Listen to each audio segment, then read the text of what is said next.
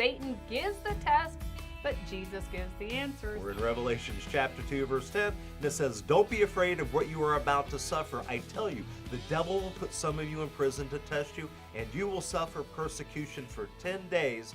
Be faithful even to the point of death, and I will give you life as your victor's crown." And that's pretty specific, 10 days. You know, we don't know about you, but we never want to hear Jesus say that Satan is going to test us and put us in prison, I don't think. Jesus is prophesying to the church in Smyrna, not because he's trying to scare them or anything like that.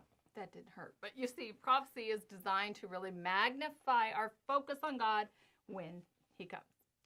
He tells the believers in Smyrna that they will be tested and thrown into prison so that they will remember what he has said while they're being tested by Satan, not so that he could freak them out and scare them and make them afraid, right? That's right. You know, Jesus wants them to know that he understands what's coming and that he is still in control. All right, now, he did use the same strategy with his apostles in John chapter 13, verse 19. Hear what it says. "I am telling you now before it happens, so that when it does happen, you will believe that I am who I am." And he does the same thing for you and I. We get words of knowledge even today, so we'll know that he is the Messiah and that he's in control and that he's with us.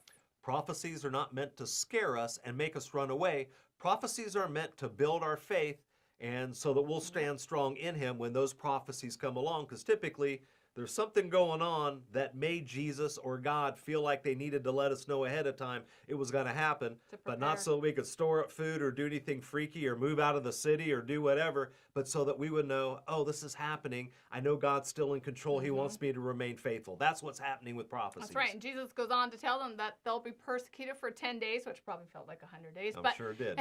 As normal, there are varying commentaries on the meaning behind this statement.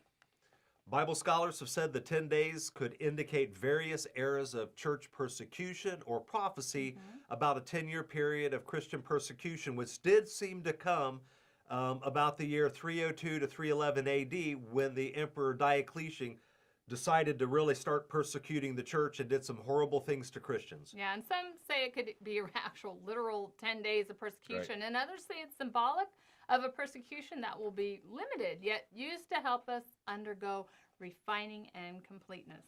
We do see in the Bible that when it mentions the number 10, that it represents completeness, right? It does, and the Bible also tells us that testing is used to refine our faith.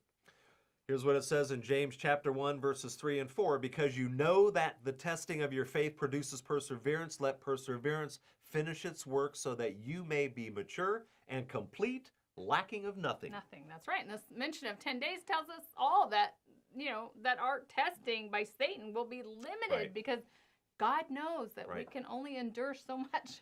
And God knows what is needed to refine us and to make our faith complete. God does not want us to think when Satan comes along that he's not paying any attention or that it's outside the control of what he can do to limit it, stop it, or to contain it within what is going to be beneficial for our faith and for the gospel. Exactly. And as modern day believers, we should draw as much insight from this passage as we can to help us to endure our time of testing. Jesus reminds us to keep our focus on him and how our testing does not go unnoticed by him either. That's right. And this whole idea of giving us the crown of life means that there will be a ceremony, a coronation of believers as we kneel before him in heaven.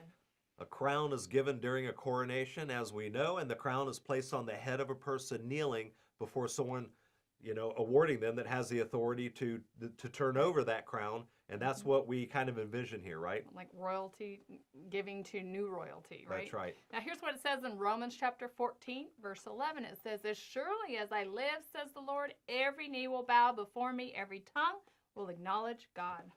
Some will bow in submission to their rejection of Jesus, right? And some will bow because he has always been their king, and they're receiving the crown of glory from them. So we have to realize there is kind of a little bit of a difference here between what happens when we're kneeling. Every tongue and every knee will bow. Every tongue will confess Jesus is Lord. But not everyone's going to get this crown that they're talking about here. So that's why he's reminding them, if you're victorious, you remain in me, right? You will get the crown of life. And that's what he's getting at here. Awesome day that Absolutely. will be.